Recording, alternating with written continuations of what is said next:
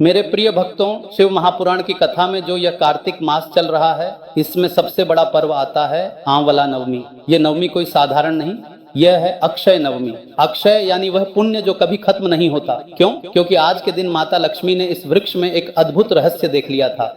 बात आई समझ में? भगवान विष्णु को अत्यंत प्रिय तुलसी और भोलेनाथ शिव को अत्यंत प्रिय बेलपत्र, इन दोनों के गुण एक साथ किसमें समाये हैं? जम के बोलो, सिर्फ और सिर्फ आंवले के वृक्ष में। इसलिए मेरे प्रिय भक्तों, जो भक्त इस 31 अक्टूबर को मात्र आंवले के पत्ते से अगर आप भी उपाय कर लेते हो तो आपका जीवन बन जाता है। हम अपने दिल की बात देवदेव महादेव से कहेंगे इन 7 दिनों में। कार्तिक शिव महापुराण की कथा यह कार्तिक मास के पवित्र महीने में मिली है, और यदि यह सुनने को मिली है तो कुछ अच्छा करने के लिए मिली, कुछ अच्छा प्राप्त करने के लिए मिली है। और तेरी कृपा बिना ना हिले एक भी अणु, लेते हैं श्वास तेरी कृपा से। करूं बखान क्या करूं मैं राखों के ढेर का, चपटी भूत में खजाना कुबेर का, हे गंगाधार मुक्ति द्वार ओमकार का। मेरे प्रिय भक्तों, आप सभी को हम बार बार कहते हैं, शिव महापुराण की कथा क्या कहती है कि घर छोड़कर तुम्हें बाबा नहीं बनना है, घर छोड़कर बाबा मत बनो। बल्कि शिव महापुराण की कथा कहती है, घर में रहकर बाबा का भजन कर कर बाबा को अपना बना लो। तुम्हें न तो घर छोड़ना पड़ेगा और न तुम्हें बाबा बनना पड़ेगा। बात आई समझ में? घर में रहकर घर में ही बाबा का स्मरण कर कर बाबा को अपना बना लेना है। क्योंकि अपन ने बिल्डिंग बढ़ा ली, धन बढ़ा लिया, संपदा बढ़ गई, सत्ता बढ़ गई, वैभव बढ़ गया, अपने देश का, प्रदेश का, राज्य का, सबका विकास हो गया। पर मेरे प्रिय भक्तों, विचार करिए कि अपन ने अपने आप को शून्य कर लिया है। आनंद और शांति और निंद्रा सब चली गई, सुख चले गया, शांति चली गई, सुख गया। और महाराज मेरा शिव, मेरा उघड़दानी जो जो चीजें आपको फ्री में दिया है ना, उसकी कीमत बहुत है, बहुत कीमत है। श्वास की इतनी कीमत है कि डॉक्टर को लोग कैंसर हॉस्पिटल में जाकर देखिए, और कैंसर हॉस्पिटल में जाकर लोग अटैची पैसे की दे देते हैं। डॉक्टर साहब, मेरे पिता को, मेरी पत्नी को, मेरे पति को, मेरे बेटे को, मेरे परिवार को बचा दीजिए, ये पैसा श्वास दे दो श्वास। पर वह श्वास नहीं दे पाते। वह श्वास मेरा महादेव आपको मुफ्त में देता है। मेरे प्रिय भक्तों, ये जो ओमकार की ध्वनि है ना, ये कोई साधारण ध्वनि नहीं है। हे गंगाधार मुक्ति द्वार ओमकार का, ये ओम की ध्वनि ही 108 के अंक का संख्यात्मक समकक्ष है। ये 108 अंक क्या है? क्यों रुद्राक्ष की माला में 108 मन के होते हैं?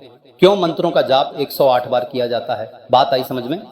क्योंकि यह संपूर्ण ब्रह्मांड का स्वरूप है। कैसे? सनातन धर्म के अनुसार हमारे कुल 27 तारामंडल हैं, जिनकी 4 दिशाएं होती हैं। 27 को अगर 4 से गुणा किया जाए तो कुल योग 108 आता है। इस तरह यह नंबर संपूर्ण ब्रह्मांड का स्वरूप को भी दर्शाता है।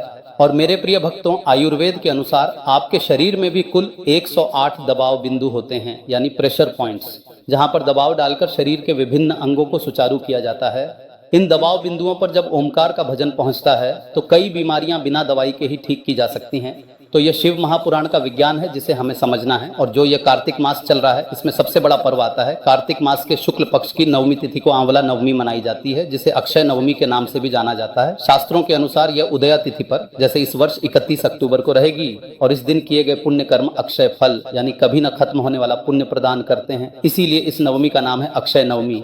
क्यों मनाते हैं? बात आई समझ में? एक बार माता लक्ष्मी पृथ्वी लोक पर भ्रमण कर रही थी। रास्ते में उनके मन में एक अद्भुत इच्छा जागृत हुई। वह चाहती थी कि उन्हें भगवान विष्णु और भोलेनाथ शिव दोनों की पूजा एक साथ करने का सौभाग्य प्राप्त हो। माता विचार करने लगी कि इन दोनों देवताओं की पूजा एक ही समय में कैसे की जाए, क्योंकि भगवान विष्णु को तुलसी अत्यंत प्रिय है और भगवान शिव को बेलपत्र। तभी मेरे प्रिय भक्तों, माता लक्ष्मी ने एक आंवले का वृक्ष देखा और उन्हें तुरंत यह ज्ञान हुआ कि तुलसी और बेलपत्र के सभी गुण एक साथ इस आंवले के वृक्ष में समाये हुए हैं। अतः यह वृक्ष साक्षात भगवान विष्णु और शिव का संयुक्त रूप है।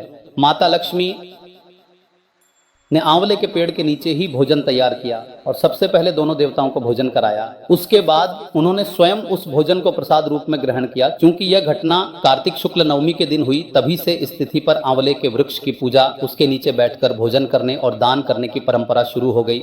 और यह माना जाता है कि इस दिन जो भी आंवले के वृक्ष की पूजा करता है, उसे शिव और विष्णु दोनों का संयुक्त आशीर्वाद प्राप्त होता है और उसे अक्षय पुण्य मिलता है। मेरे प्रिय भक्तों, इसी दिन दान का भी बड़ा महत्व है। जैसे आमवलिया राजा की कहानी, प्राचीन समय में एक धर्मात्मा राजा थे जो भगवान विष्णु के परम भक्त थे।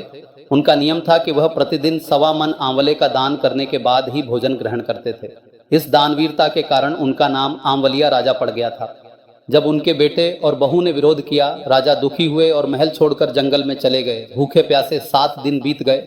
लेकिन राजा ने अपना प्रण सत नहीं तोड़ा। राजा की सच्ची भक्ति देखकर भगवान विष्णु ने सोचा कि यदि आज मैंने इसका प्रण नहीं रखा तो उसका सत्य भंग हो जाएगा, और भगवान विष्णु ने जंगल में ही राजा के राज्य से भी बड़ा एक भव्य महल, राज्य और बाग बगीचे बना दिए जिसमें ढेरों आंवले के पेड़ लगे थे। मेरे राजा ने अपनी रानी से कहा, रानी देखो, कहते हैं सत्य यानी सत्य नहीं छोड़ना चाहिए। उन्होंने फिर से आंवले दान करके भोजन किया। उधर आंवले के देवता का अपमान करने और माता पिता को अपमानित करने के कारण बेटे और बहू के बुरे दिन आ गए। इसीलिए मेरे प्रिय भक्तों, दान पुण्य कभी व्यर्थ नहीं जाता और सच्ची भक्ति का फल हमेशा अक्षय यानी स्थायी होता है। यदि आपको लगता है कि माता लक्ष्मी की कृपा घर में स्थिर नहीं हो रही है या धन संपदा की कमी आ रही है, तो आंवला नवमी पर यह उपाय अवश्य करिएगा। बात आई समझ में? आपको क्या करना है, आंवले के पेड़ की कुछ पत्ती, छाल या डंडी को लेना है, पर कैसे लेना है ध्यान दीजिएगा। अपना अंगूठा और अपनी सबसे छोटी वाली उंगली, यही 2 उंगलियों का इस्तेमाल करना है। चाहे आप पत्ती तोड़ रहे हों या छाल निकाल रहे हों, यह एक मुद्रा है, एक पवित्र क्रिया है। ये सारे काम आपको दोपहर के 12 बजे से पहले ही करने हैं। बात आई समझ में? आप अपने घर पर आएंगे, एक लाल कपड़ा ले लेना, साफ सुथरा होना चाहिए।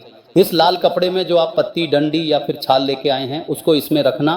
थोड़ा सा हल्दी का टुकड़ा रख लेना, खड़ी हल्दी हो तब तो बहुत अच्छी बात है, वरना पिसी भी रख सकते हैं। इस लाल कपड़े को अच्छे से बांध लेना है और बांधने के बाद दोपहर के 12 बजे से पहले, बात आई समझ में, आपके घर में जहां भी आप पैसे रखते हो, तिजोरी हो, अलमारी हो या आपकी कोई शॉप है, वहां ले जाकर इस कपड़े को रख देना है। यकीन मानिए, आंवला नवमी के दिन जो ऐसा काम कर लेता है उसके घर में कभी भी माता लक्ष्मी की कमी नहीं होती। साल भर माता लक्ष्मी उनके घर में हमेशा वास करती हैं। और इस दौरान आपको पूर्व दिशा की तरफ मुख करके आंवले के पेड़ की जड़ को जल और दूध से सींचना है, क्योंकि माना जाता है कि अक्षय नवमी से लेकर देव उठनी एकादशी तक भगवान विष्णु आंवले के पेड़ के नीचे निवास करते हैं। और इस दौरान ओम धात्र्य नमः मंत्र का जाप भी अवश्य करें। मेरे प्रिय भक्तों, यह तो हुई धन की बात, पर आजकल बहुत माताएं पिताएं इस बात से परेशान हैं कि बच्चे चिड़चिड़े रहते हैं, गलत मार्ग में जा रहे हैं, बच्चे आपकी बात नहीं सुन रहे हैं। क्यों? मेरे भोलेनाथ के पास इसका भी समाधान है। शिव महापुराण में इसका उपाय भी दिया गया है। आपको क्या करना है, आपको उनके हाथ का स्पर्श शिवलिंग पर कराना है। तुमका जी का नाम लेते हुए आपको उनके हाथ का स्पर्श शिवलिंग पर कराना है। शिवलिंग पर जल चढ़वाना है उनके हाथ से, और थोड़ा सा जल आपको औषधि रूप में प्राप्त करके बच्चों को उस जल का आचमन भी तुमका जी का नाम लेते हुए करवा देना है। अगर आप यह उपाय आंवला नवमी के दिन भी करते हैं तो काफी अच्छी बात है। अन्यथा आप ये आखिरी उपाय किसी भी सोमवार, प्रदोष, मासिक शिवरात्रि में करके अधिक से अधिक लाभ प्राप्त कर सकते हैं। बात आई समझ में? आप देखेंगे बच्चे की चित्रवृत्ति स्थिर होती है, गुस्सा नहीं करता है, अच्छे से बात करता है। ये मेरे महादेव की कृपा है। पाता है, मेरे पास एक बहन का पत्र आया, नाम उज्ज्वला रोहित दास शिंदे। उन्होंने बताया कि मेरे पेट में बहुत दर्द था, डॉक्टर ने जांच की और बच्चा दानी में गठान बताई, ऑपरेशन भी बहुत कष्ट में बताया, खर्चा भी बहुत था, पर लाखों रुपए का खर्चा भी बताया। बचने के कोई आसार थोड़े कम ही थे, पर भरोसा था। क्यों? मैं लॉकडाउन से परिवार के साथ शिव महापुराण कथा देखती हूँ।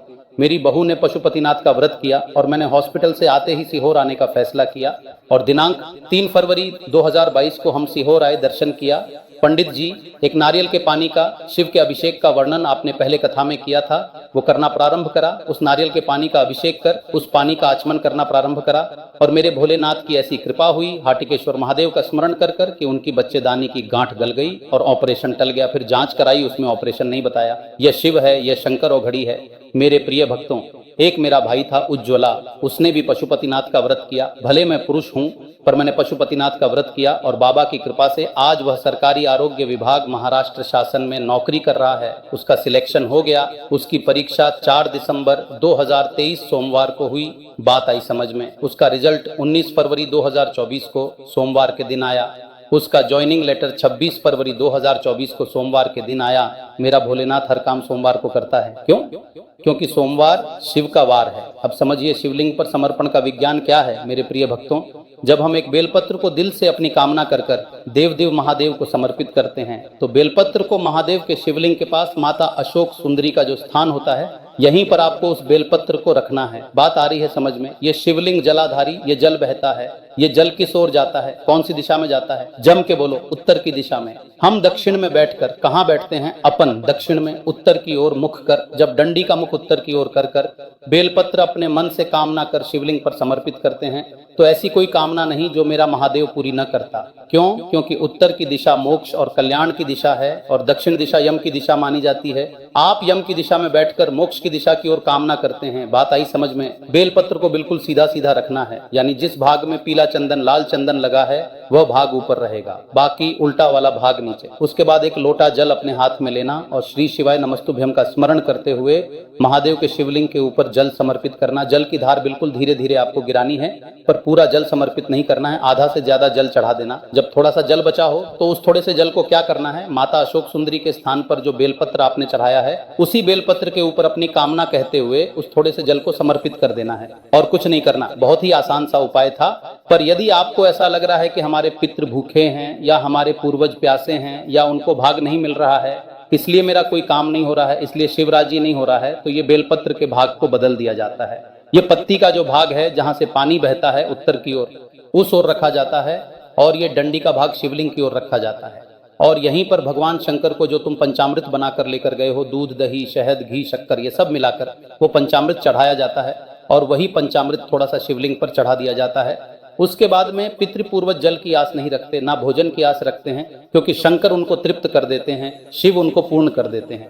मेरे प्रिय भक्तों, मैं आपको पहले भी कहा, आज फिर कहते हैं, 11 वर्ष तक प्रतिदिन अगर कोई व्यक्ति एक बेलपत्र शंकर पर चढ़ी हुई प्रतिदिन खा ले, उसके मुख से निकली हुई वाणी कभी मिथ्या नहीं हो सकती। अच्छे से अच्छा जोगी, सन्यासी, तपस्वी, साधक, उपासक भी उसके आगे फीका हो जाता है, क्योंकि उसकी वाणी निष्फल हो ही नहीं सकती। जो उसने कह दिया तो वह पत्थर की लकीर होगा। बस मेरे भोलेनाथ पर भरोसा रखिए। जैसे मोर अपने पंख को झड़ता है और प्राण छूट रहे होते हैं, क्योंकि एक मौसम होता है, उस मौसम में मोर अपने पंख को झड़ता है। अगर मोर हर किसी मौसम में अपने पंख को झड़ देता है तो मोर को मरना पड़ता है। वैसे ही आप अपने जीवन के क्लेश और दुखों को छोड़ दीजिए मेरे महादेव के चरणों में, क्योंकि राम जी ने मोर को देखा और कहा, मोर आज तेरे कारण मुझे जल मिल गया, पर मेरे कारण तेरे प्राण जा रहे, मोर को कुछ मांगना हो तो मांग ले। और मोर ने कहा, प्रभु आपके चरणों की शरणागति। बस यही भाव मेरा शिव आप चाहता है। बस बाबा पर भरोसा रखिए। बात आई समझ में? शेष जो उपाय हमने आपको बताए हैं, अगर आप ये उपाय आंवला नवमी के दिन भी करते हैं तो काफी अच्छी बात है। अन्यथा आप ये आखिरी उपाय किसी भी सोमवार, प्रदोष, मासिक शिवरात्रि में करके अधिक से अधिक लाभ प्राप्त कर सकते हैं। हे गंगाधार मुक्ति द्वार ओमकार का, श्री शिवाय नमस्तुभ्यम। जय महाकाल।